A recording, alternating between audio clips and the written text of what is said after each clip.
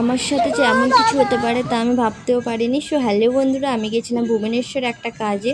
আর কাজটা যেহেতু খুব তাড়াতাড়ি শেষ হয়ে যাওয়ার কারণে আমার হাতে ছিল অনেকটাই সময়, কারণ আমার বাস ছিল সন্ধ্যা 7টায়। তাই পাশেই চলে এসেছিলাম। খুব সুন্দর একটা জায়গা, আসলে এটা ছিল পুরোটাই পাহাড়। আর এটা ভুবনেশ্বরে অবস্থিত, তো তোমরা নিশ্চয়ই জানো এই জায়গাটা কোথায়। আর এর নামটাও জানো, কারণ এটা খুব ফেমাস একটা জায়গা। যদি না জেনে থাকো তাহলে কমেন্টে জানিও, আমি পরের ভিডিওতে বলে দেবো এটা কোথায়। তো এখানে দেখো সবাই মিলে বানরদেরকে খাওয়াচ্ছিল, আর এখানে ছিল অনেক পাখিও। তো এরা খুব শান্ত স্বভাবের ছিল, যারা কোনো কিছু করছিল না, তাই আমি ওদেরকে খাবার খাওয়াচ্ছিলাম।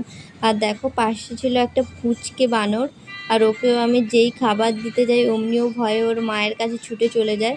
ঠিক তখনই ঘটে একটা অদ্ভুত ঘটনা, দেখি হঠাৎ করে দুটো বানর কেমন একটা করছে, তো ভয়ে আমি পিছিয়ে যাই। আর তখনই দেখি হঠাৎ করে আমার পেছন থেকে একটা বানর ঝাঁপ দিয়ে আসে, কারণ আমার হাতে ছিল খাবার, তাই ও আমার হাতে ছিল